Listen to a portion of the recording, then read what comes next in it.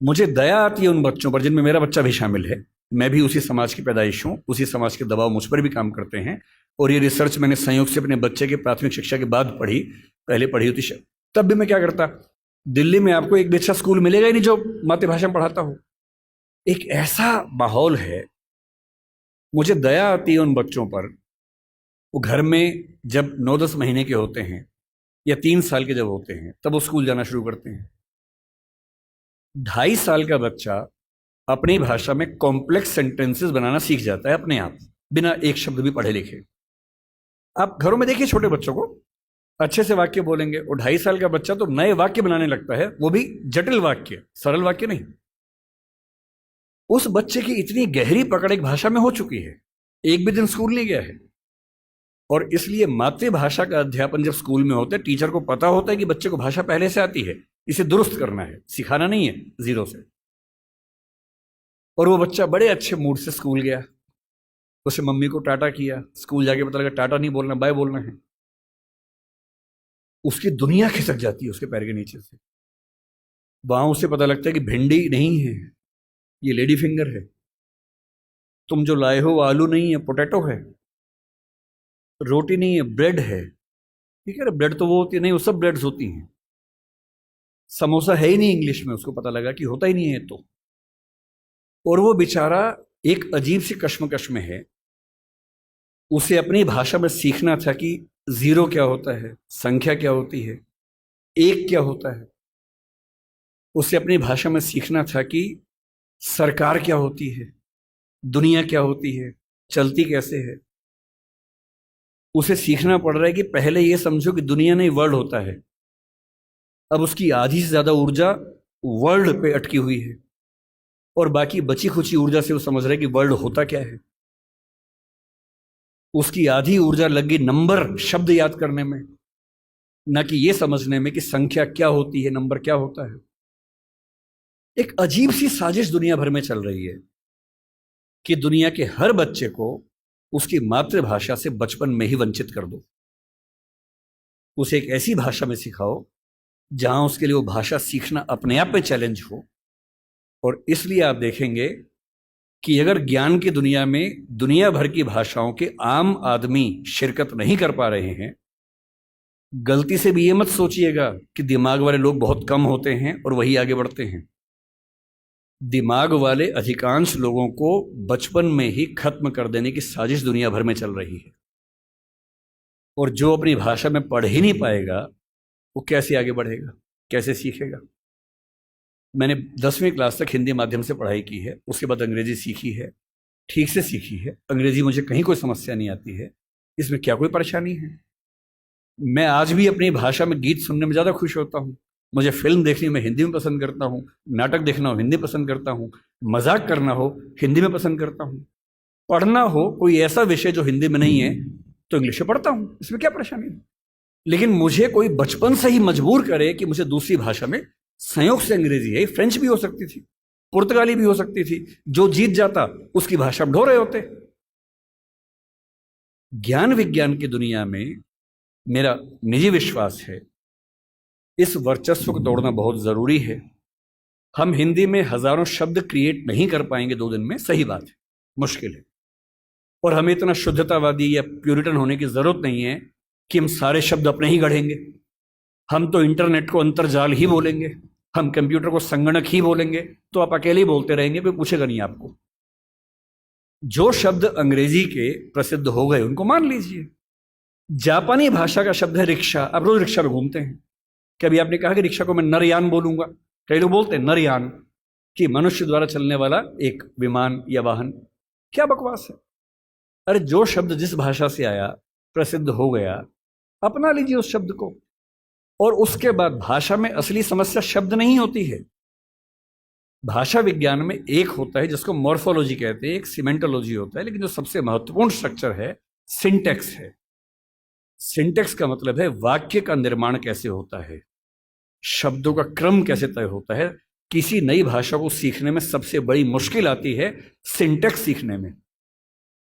आप हिंदी भाषा के सिंटेक्स में अंग्रेजी के शब्दों को शामिल कर लेंगे, रत्ती भर समस्या नहीं आएगी। और इसलिए जिसको हम कहते हैं कि अंग्रेजी माध्यम है और हिंदी माध्यम है, कहने की बातें हैं। मैं अंग्रेजी माध्यम में बच्चों को खूब पढ़ाता हूँ, 8-8 घंटे दिन में पढ़ाता हूँ, और वहाँ भी देखता हूँ कि जैसे कोई मुश्किल कंसेप्ट आता है, जब तक अंग्रेजी में पढ़ाने के बाद हिंदी में भी ना समझा दूँ, उनके चेहरे पर 12 बजे रहते हैं, क्योंकि वो हिंदी भाषी समाज के बचपन से लगातार हिंदी बोलने समझने वाले और अंग्रेजी माध्यम लेके एक ज्ञान की भाषा के तौर पर अंग्रेजी पढ़ने वाले व्यक्ति हैं। हंसी मजाक हिंदी में हो तो ठहाके मार के हंसते हैं, इंग्लिश में हो एक आध हंसता है, बाकी इसलिए हंसते हैं कि हंसने की बात थी तो हम भी हंस लेते हैं। नहीं बात बनती। मन की भाषा, आत्मा की भाषा अलग भाषा होती है, ज्ञान की भाषा अलग भाषा होती है, इसमें कहां कोई दिक्कत है। और इसलिए मैं आपसे कहना चाहता हूं कि ज्ञान विज्ञान की भाषा के तौर पर, व्यवसाय की भाषा के तौर पर जबरदस्ती एक वर्चस्व का दौर चल रहा है जो खत्म होना चाहिए। मुझे खुशी है कि हमारी वर्तमान सरकार इस मामले में, मैं किसी राजनीतिक दल से ताल्लुक नहीं रखता हूं, मुझे ना सरकार का समर्थक माना जाए ना विरोधी माना जाए, क्योंकि मैं सच में दूरी बना के रखता हूं, बहुत दूर बना के रखता हूं। मैं मुद्दों पर तारीफ करता हूं, मुद्दों पर आलोचना करता हूं। भाषा के मामले में वर्तमान सरकार बेहतर काम कर रही है, ये सही बात है। कई स्तरों पर हमने देखा है।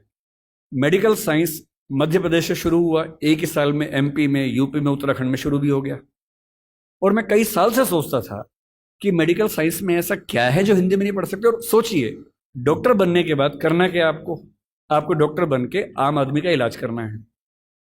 भारत के आम आदमी की हालत क्या है? डॉक्टर के पास जाता है, उसको एक वाक्य समझ में नहीं आता है। डॉक्टर 4 लाइन इंग्लिश के बोलता है, कुछ मुश्किल शब्द बोलता है, तो वो मान लेता है कि ज्ञानी आदमी है, ठीक बोल रहा होगा। उसे अपनी हेल्थ के बारे में एक वाक्य ठीक से समझ में नहीं आता है। किसी विकसित देश में चले जाइए, डॉक्टर की जिम्मेदारी होती है कि जब तक मरीज सारी बातों को ठीक से न समझ ले तब तक इलाज शुरू नहीं कर सकता है। हमारे देश में भाषा का अंतर ऐसा है कि मरीज अपनी बीमारी को ठीक से कभी समझ ही नहीं पाता है। ऑपरेशन तक की सहमति ले लेते हैं अंग्रेजी बोल के, वो समझ नहीं पा रहा होता, हाँ तो हो गया, साइन कर, हाँ साइन कर दिया। उसमें क्या लिखा हुआ है कि तुम्हारा ऑपरेशन करेंगे, तुम मर भी सकते हो, मर गए तो तुम्हारी जिम्मेदारी है। कुछ पता ही नहीं उस बेचारे को। क्यों भारत का हर डॉक्टर, तमिलनाडु का डॉक्टर तमिल में क्यों ना बात करे पेशेंट के साथ, कर्नाटक का डॉक्टर कन्नड़ में बात करे, हिंदी का डॉक्टर हिंदी में बात करे, और अंग्रेजी मातृभाषा वाले जो 2,70,000 लोग हैं उनके लिए कुछ डॉक्टर इंग्लिश वाले रख लीजिए। डॉक्टर की भाषा तो समाज की भाषा होनी चाहिए। यही कानून के साथ है। हमारी जुडिशरी इतना जबरदस्त जुडिशियल फ्रीडम, जुडिशियल इंडिपेंडेंस, संविधान का मूल ढांचा है, सब बातें बढ़िया हैं।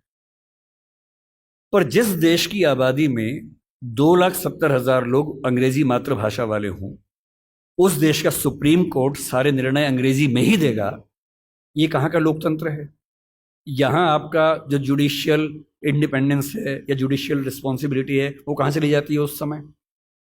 आपके सुप्रीम कोर्ट में मधु लिमये नाम के व्यक्ति जिद करते हैं कि मैं हिंदी में अपनी बात रखूंगा, आप उनको परमिशन देने के बाद नकार देते हैं कि हमसे गलती हो गई, ऐसा नहीं कर सकते हैं।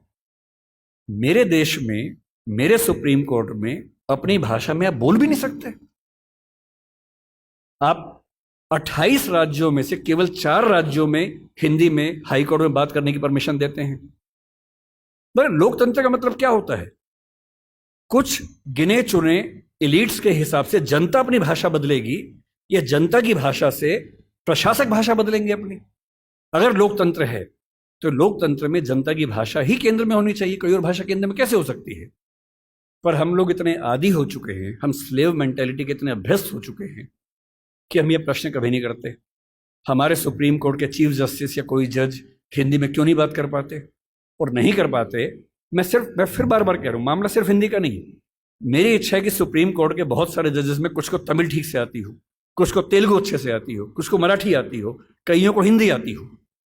और बेंच का फैसला करते हुए ये भी एक पॉइंट ध्यान में रखा जाए कि मामला कहाँ का है, और उस मामले में ऐसे जज को प्राथमिकता मिले जो उस भाषा को जानता हो, ताकि केस मेरा है, मुझे हिंदी आती है, मेरा वकील अंग्रेजी में कुछ कुछ बोला, जज ने कुछ कुछ बोला, फैसला हो गया, मुझे पता ही नहीं कि क्या हुआ, और इतने में पुलिस आगे मुझे ले गई और मैं परेशान हूं कि हुआ क्या।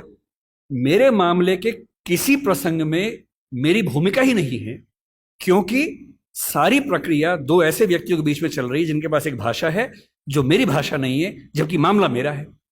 और कहने को लोकतंत्र है। ये लोकतंत्र नहीं है, ये भाषा के स्तर पर तानाशाही है, बुरी चीज है। और मैं जब भी ये बात कहता हूं, बार बार कहता हूं, ज्ञान की भाषा के तौर पर अंग्रेजी का सम्मान करना जरूरी है, क्योंकि रिसर्च आप उसके बिना नहीं कर पाएंगे। बहुत मामलों में सीखने की जरूरत है, उससे भी, जापानीज से भी, फ्रेंच से भी, सबसे सीखने की जरूरत है।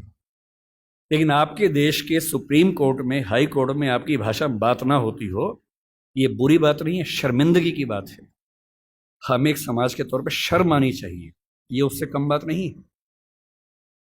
इसलिए जब कोई मुझसे कहते कि राजभाषा के तौर पर आपकी क्या कल्पना है, 14 सितंबर का दिन आज है, हम आज के दिन ये सेमिनार क्यों कर रहे हैं? 14 सितंबर 1949 को शाम को 6 बजे एक फैसला हुआ था। एक अजीब सी अफवाह लोगों ने उड़ा रखी है। कहते हैं कि 14 सितंबर को मतदान हुआ कि भारत की राजभाषा कौन सी होनी चाहिए, हिंदी या अंग्रेजी। वोटिंग हुई, आधे वोट हिंदी के पक्ष में उठे, आधे अंग्रेजी के पक्ष में उठे, एकदम बराबर हो गया। कई लोग संख्या बोलते हैं, 77 हो गया। और तब स्पीकर ने, डॉक्टर राजेंद्र प्रसाद ने अपना कास्टिंग वोट दिया, क्योंकि उनके पास अधिकार है कि वोट डाल सकते हैं लास्ट में, अगर बराबर हो जाए तो, हिंदी के पक्ष में दिया, और इससे हिंदी भारत की राजभाषा हो गई। इससे बड़ा कोई झूठ नहीं है। ऐसा कुछ नहीं हुआ था संविधान सभा में, सफेद झूठ है। 12 सितंबर को शाम 4 बजे इस मुद्दे पर बहस शुरू हुई। संविधान सभा की डिबेट्स पढ़ के देखिए, 180 पेज की डिबेट है राजभाषा की, 180 पेज, 1-2 पेज का मामला नहीं है। संविधान सभा के वॉल्यूम 9 में ध्यान से पढ़िए, पेज नंबर लगभग 1130 से 1390 के आसपास का मामला है। 180 पेज की डिबेट है, उसमें खूब मुद्दे हैं, छोटी मोटी वोटिंग हो रही है के मामलों में। संविधान सभा का बेसिक उसूल था कि अंतिम रूप से वोटिंग नहीं करेंगे, सहमति से काम करेंगे। वोटिंग बीच बीच में होती रही। पहला विवाद यह था कि राजभाषा कौन सी हो, हिंदी हो कि अंग्रेजी हो या हिंदुस्तानी हो। अंग्रेजी पर तो बात थी नहीं, हिंदी या हिंदुस्तानी। महात्मा गांधी हिंदुस्तानी कहते थे, पर 1949 में वो थे नहीं। उनका हिंदुस्तानी का मतलब था हिंदी उर्दू का मिक्सचर, जो देवनागरी और फारसी में लिखी जा सके। दूसरा स्कूल ऑफ थॉट हिंदी की बात करता था। अंत में सहमति बनी, हिंदी ही भारत की राजभाषा होगी। राजभाषा यानी सरकारी कामकाज की भाषा। दूसरा सवाल था कि लिपि कौन सी हो, देवनागरी हो, कुछ ने कहा कि देवनागरी और फारसी हो, कि हिंदी को फारसी में भी लिख सके। कुछ ने कहा देवनागरी और रोमन हो, हिंदी को रोमन में जैसे व्हाट्सएप में लिखते हैं वैसे लिख सके। खूब विवाद हुआ, अंत में हुआ कि देवनागरी ही लिपि होगी। तीसरा विवाद यह हुआ कि जो अंक हैं हिंदी वाले, जो 1 से 0 से 9 तक के अंक हैं, वो हम अंग्रेजी के ढांचे में लिखेंगे या हिंदी के ढांचे में लिखेंगे। इस पर मतभेद था सबसे ज्यादा, इस पर वोटिंग में बराबरी हुई थी। और अंत में वोटिंग से नहीं, संविधान सभा के बाहर की बातचीत में समझौता हुआ। मुंशी साहब थे, के एम मुंशी थे, आयंगर साहब थे, उनकी बातचीत में समझौता हुआ कि ठीक है, अंतर्राष्ट्रीय अंक मान लेंगे। और उसके बाद गहमा गहमी के बाद, 2 घंटे की रिसेस के बाद, 14 सितंबर शाम 6 बजे आखिरी सेशन इस मामले पर हुआ, 2.5 दिन की बहस के बाद। और तब ध्वनि मत से, बिना किसी वोटिंग के प्रस्ताव पारित हुआ कि हिंदी भारत की राजभाषा होगी, देवनागरी उसकी लिपि होगी, और अंकों का अंतर्राष्ट्रीय स्वरूप उसका स्वरूप होगा। इस झूठ को मन से निकाल दीजिए। ये झूठ मैंने भी 1000 बार सुना था अपने अध्ययन के दौरान, हमारे अध्यापकों को भी ऐसा लगता था, मुझे भी ऐसा लगता रहा कई साल तक। संविधान सभा की डिबेट्स पढ़ी तब समझ में आया कि ये भ्रांति है, ऐसा कुछ नहीं हुआ था। पूरी सहमति के साथ भारत की राजभाषा हिंदी बनी थी 14 सितंबर को, और इसलिए आज के दिन को हम लोग हिंदी दिवस मानते हैं। और क्यों ना बनती, आप सोचिए क्यों ना बनती। दुनिया में 2 तरह के देश हैं, एक इंग्लैंड जैसा है, फ्रांस है, स्पेन है, जर्मनी मान सकते हैं, आज के समय के जर्मनी मान सकते हैं, उस समय का तो नहीं, आज के जर्मनी मान लीजिए, आप ग्रीस को मान लीजिए। ये सब देश वो हैं जो एक देश एक भाषा वाले लोग हैं। बांग्लादेश को मान लीजिए, बांग्ला बोलते हैं, एक देश एक भाषा है। पर कुछ देश ऐसे होते हैं जहां एक भाषा नहीं होती है। स्विट्जरलैंड में देखिए, छोटा सा देश है, 3 राजभाषाएं वहां पर हैं। बेल्जियम में देखिए, छोटा सा देश है, पर वहां भाषाएं 1 से ज्यादा चलती हैं। तो उस समय एक डिबेट थी कि भारत का मॉडल कौन सा होगा। क्या हम इंग्लैंड, फ्रांस, जर्मनी के मॉडल पे चलेंगे, या हम स्विट्जरलैंड और बेल्जियम के मॉडल पर चलेंगे? तो क्योंकि भारत में भाषाएं बहुत ज़्यादा थी, उस समय हमने 14 भाषाओं को संविधान में स्थान दिया। शुरू में 13 को दिया, बाद में एक और जोड़ दिया। तो अब तो खैर 22 भाषाएं हैं 8वीं अनुसूची में। डिबेट ये थी कि भारत की राजभाषा कौन सी हो। ऐसे मामले में दो ही फैसले हो सकते हैं। एक तो ये हो सकता है कि भाई जितनी महत्वपूर्ण भाषाएं सबको बना दो। अगर सबको बनाएंगे तो हर डॉक्यूमेंट 10 भाषाओं में बनेगा, वो आसान काम नहीं है। दूसरा, लोकतंत्र में क्या तरीका है, जिस भाषा को बोलने वाले समझने वाले सबसे ज्यादा हैं उसको बना दीजिए। यही सहमति बनी। स्वाधीनता संग्राम में हिंदी को राष्ट्रभाषा राजभाषा बनाने की बात किन लोगों ने की, आपने कभी गौर किया है? हिंदी को राष्ट्रभाषा बनाने के सबसे बड़े समर्थक कौन थे? महात्मा गांधी, गुजरात के थे, गुजराती आदमी। के.एम. मुंशी गुजरात के थे, पटेल गुजरात के थे, आज भी गुजरात के दो लोग लगे हुए हैं। हिंदी को भारत की राष्ट्रभाषा बनाने की जो बात आई है, हिंदी समाज से ही नहीं आई है। महात्मा गांधी गुजराती व्यक्ति होकर हिंदी के पक्ष में सबसे ज्यादा अड़े हुए थे। महाराष्ट्र में तिलक थे, सावरकर थे, वो मराठी की बात नहीं कर रहे, वो हिंदी की बात कर रहे थे।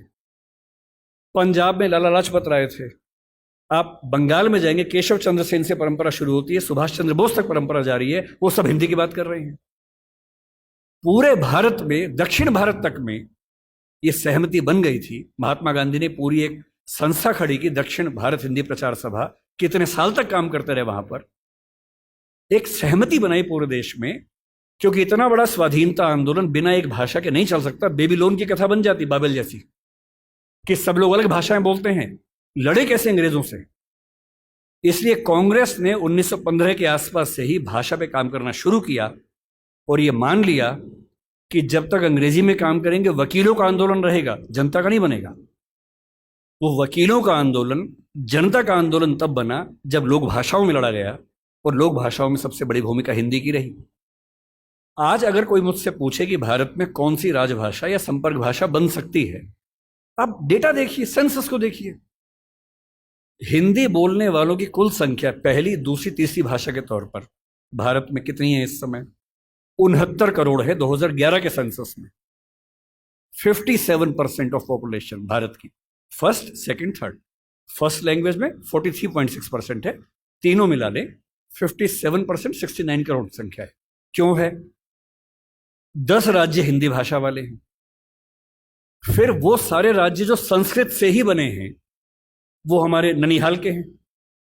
इसलिए आप महाराष्ट्र जाएंगे, क्योंकि मराठी संस्कृत से बनी है, आपको मराठी हिंदी में दिक्कत नहीं आती, क्योंकि दोनों की रूट सेम है। यही गुजराती में है, यही पंजाबी में है, यही सिंधी में है, यही असमिया में है, यही ओडिया में है, यही बांग्ला में है। ये सातों राज्यों की भाषाएं संस्कृत के रूट से बनी हुई है, इसलिए हमारी रूट सेम होने से दिक्कत नहीं आती है। केवल दक्षिण भारत की चार भाषाएं मुख्य रूप से, और उत्तर पूर्व की, असम की आगे की भाषाएं। उत्तर पूर्व में भी आप अरुणाचल प्रदेश जाइए, हिंदी में कहीं कोई दिक्कत नहीं है। अरुणाचल प्रदेश में बड़ा आश्चर्य की बात है कि हिंदी सब बोलते हैं। अंडमान निकोबार जाइए, हिंदी सब बोलते हैं, वहां पर कहीं कोई समस्या नहीं। हैदराबाद में हैदराबादी हिंदी चलती है। मुंबई मराठी क्षेत्र होकर हिंदी का गढ़ बना हुआ है।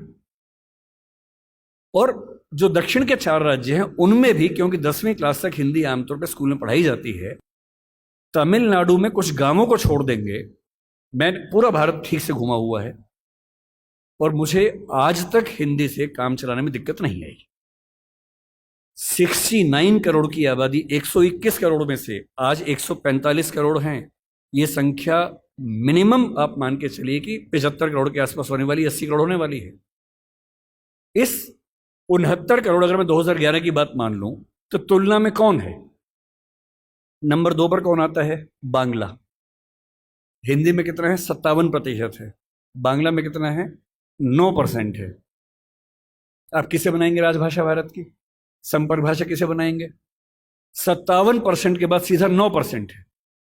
नंबर 3 पे मराठी आती है, अभी आ गई है। पहले नंबर 3 पे तेलुगु थी, अब मराठी आ गई है। कितना है? 8.7% है।